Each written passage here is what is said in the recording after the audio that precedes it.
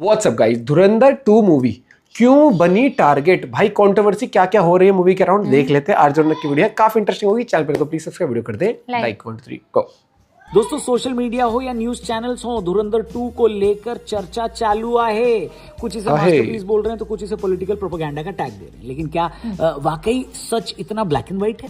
आइए जरा गहराई से और आसान भाषा में समझते हैं कि फिल्म पर लग रहे ये एक्यूजेशंस कितने सही हैं और सिनेमा का असली मकसद होता क्या है। इस वीडियो में हम उसी की बात करेंगे। चैनल को जरूर सब्सक्राइब करना। तो दोस्तों, सबसे पहले तो किसी भी फिल्म में जब देश, पॉलिटिक्स या समाज के किसी कड़वे सच को दिखाया जाता है तो बहस होना लाजमी है। धुरंधर 2 के साथ भी यही हुआ है। फिल्म में दिखाए गए कुछ कड़े मैसेज और पॉलिटिकल स्टैंड की वजह से एक खास वर्ग इसे प्रोपेगेंडा बोल रहा है। अक्सर जब कोई फिल्म हमारी अपनी आइडियोलॉजी से मेल नहीं खाती ना, तो हम उसे प्रोपेगेंडा बोल ही देते हैं, जबकि वो सिर्फ एक कहानी कहने का नजरिया भी हो सकता है कि नहीं? बात तो सही है। अब इस फिल्म में 7.5 घंटे की फुटेज है, जिसको 2 पार्ट्स में डिवाइड किया गया। इन 7.5 घंटे की फुटेज में अगर किसी को 10 मिनट की किसी बात से दिक्कत है, तो इसका मतलब साफ है कि वो उसी दिक्कत को ही देखना चाहता है। अब आप ही सोचो, क्या आपको कोई गर्मी में रजाई बेच सकता है या ठंड में आइसक्रीम बेच सकता है? नहीं ना, क्योंकि आप उसे खरीदना ही नहीं चाहते। इसलिए ऐसे ही धुरंधर 2 के साथ भी है। जिस बात से मैं अग्री ही नहीं करता हूं उसको मैं क्यों मानूं? इतनी सी बात इन लोगों को समझ में नहीं आ रही। पता है इन लोगों की दिक्कत क्या है? दरअसल वांगा सर की एनिमल में जब अपना पॉइंट दिखाया गया था तो इनके ओपिनियन हर्ट हुए थे। ठीक वही काम आदित्य धर ने किया, लेकिन इस बार वो कंटेंट ज्यादा फट गया। बस उसी कारण से इनकी हर्ट बढ़ी।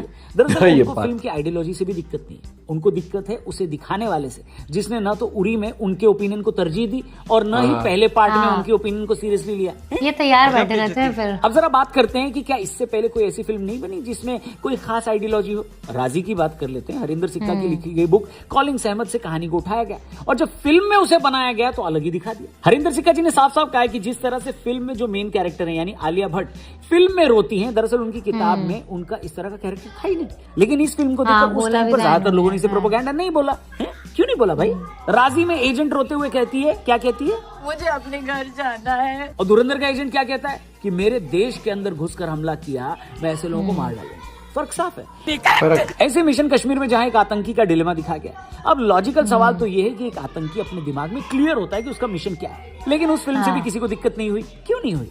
हैदर में इंडियन आर्मी को किलर और एक मंदिर को शैतान की गुफा तक बोल दिया गया, लेकिन वहां भी किसी को ये प्रोपेगेंडा नहीं लगा। ऐसे टाइगर जिंदा है का क्लाइमेक्स देख लीजिए, जहां दोनों ही देशों के झंडे लहराए जा रहे हैं। अरे तो सीक्रेट मिशन क्यों चलाए जा रहे थे बताइए? बोलेगा कोई? पठान में अपना हीरो बिना किसी प्रिपरेशन के एक फाइट सीक्वेंस में घुस जाता है जहां आईएसआई ने उसको फंसा दिया, लेकिन ऑल ऑफ अ सडन झूमे जो पठान सबको मार भी देता है। यहाँ स्टाइल फिल्म की सीरियसनेस पर भारी पड़ गया। नहीं, वहां भी किसी ने प्रोपेगेंडा नहीं बोला। क्यों नहीं बोला भैया? भाई साहब, फायर फिल्म की बात करें जिसके बारे में हमने इससे पहले की वीडियो में बात की है। फायर फिल्म में तो 2 मेन लीड्स के धर्म के साथ साथ नाम भी बदलकर देवियों तक का नाम बता दिया। उसको भी प्रोपेगेंडा तब नहीं बोला गया। यही लोग आकर आज यहाँ पर आलाप विलाप कर रहे हैं। काहे को कर रहे हैं? ये गहना कहाँ से ला रहे हैं इतना? डेमोक्रेसी की भी सीमा होती है। दरअसल फिल्म एक आइडियोलॉजी के साथ ही बनती है दोस्तों। बनाने वाले का बिलीफ उसकी क्रिएशन में नजर आता है। बस जो उसको अपने आर्ट तक लिमिटेड रखते हैं वो कभी आगे जाते हैं। जो सीधे स्टेटमेंट्स देने पर उतर आए उनके लिए दिक्कत चालू हो जाती है। दुनिया की कोई भी फिल्म या कोई भी क्रिएशन पूरी तरह से न्यूट्रल हो ही नहीं सकता।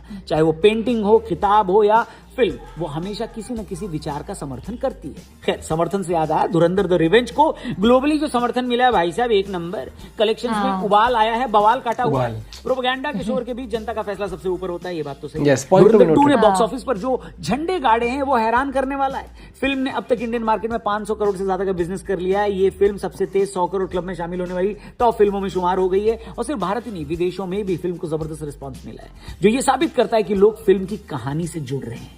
ये वो पहली इंडियन फिल्म बन गई है जिसने यूएस बॉक्स ऑफिस पर बाकी हॉलीवुड फिल्मों को भी पछाड़कर नंबर 1 स्पॉट हासिल किया है। मतलब बिना किसी बड़े खान या सुपरस्टार के भी अगर कहानी में दम है तो फिल्म ब्लॉकबस्टर हो सकती है कि नहीं? बात तो सही है। धुरंधर 2 ने ये साबित कर दिया है फिल्म को प्रोपेगेंडा कहकर खारिज कर देना बहुत आसान है, लेकिन उसे एक आर्ट के तौर पर देखना और उसके पीछे के साहस को समझना ये जरूरी है। बाकी आपका क्या कहना है कमेंट करके बताना। आप देख चुके हो या नहीं देखे हो? आप में से भी कोई है जो इस फिल्म को अभी तक नहीं देखा है? कमेंट करके बताओ कोई है तो। और अगर ये बताओ शहर में देखा है और कौन सा पार्ट फिल्म का आपको सबसे कड़क लगा? इसे प्रोपेगेंडा कहने वालों के लिए क्या आपके पास कोई रिस्पॉन्स है? आपके पास कोई ओपिनियन है? आपके पास कोई जवाब है? वो भी कमेंट करके बताना। चैनल को जरूर सब्सक्राइब करना। जल्दी मिलेंगे स्क्रीन वाला पर। क्योंकि मैं इतना ही बोल सकती हूँ, कुछ लोग होते हैं ना कि भाई दिन है, नहीं रात है, वो ऐसे कर लेते हैं। उन्हें बस अपना है कि नहीं हमें रात देखनी तो हम रात ही देखेंगे। तो उनका आप कुछ नहीं कर सकते। आम इंसान को कुछ कहा गया इंडिया में या कुछ भी बोला गया, बताया गया है कि दूसरों को जो हमें तकलीफ देते हैं उनके ऊपर बनाई गई है चीज। उसमें भी उसने क्या चीज बोली थी कि हमें यहाँ के लोगों से वो नहीं है,